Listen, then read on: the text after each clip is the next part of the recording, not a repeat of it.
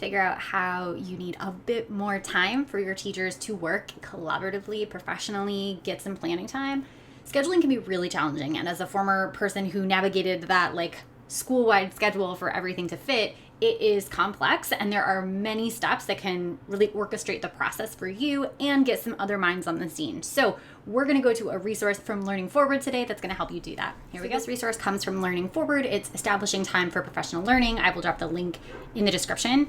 But here we have the kind of list of steps, and then you'll notice there's a bunch of tools as well. So we'll see, first we got to form a time study team. It'll tell you who should be in there. Examine assumptions about time. I think this one's really critical. Examine existing time. Like, how do you use the current time you have and how useful is it? Studying time options. That's really exploring some scheduling possibilities. Next week, actually, we're going to walk through a high school and an elementary example. So stay tuned for that. Forming and approving recommendations, establishing a plan, and then reviewing time use and results. So let's go to one of these tools. I don't think this is hyperlinked. Let me scroll down for you.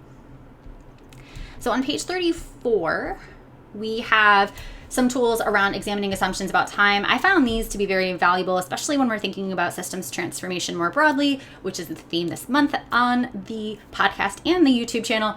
So really thinking about that deep adaptive challenge that we have to interrogate our current beliefs. And so we have to know what our beliefs are and get them on the table. So this will help us do that. Here's an example, right? Time constrains our effort, time enhances our efforts, right? Fixed commodity versus resource. You can see there's many. And then there's also, right, some different resources here that you can see that are food for thought for folks in your space. There's some more kind of gathering beliefs opportunities, like a agreement scale around specific things.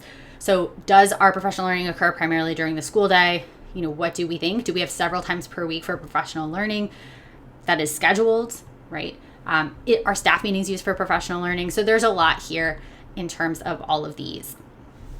There's also a lot of prompts for discussion for your group, as well as kind of a template for that analysis of current time usage, which I think will be very helpful. So thinking about how much time in minutes do staff members have, like literally give it in minutes.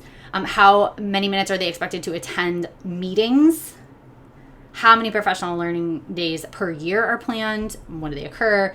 And then really making sure that you add in all of the time and subtract, of course, lunchtime because you're not actively working. That is you're thinking about how are you planning. Really think through these steps and think about what minds can be in the room with you so that you don't have to do this alone.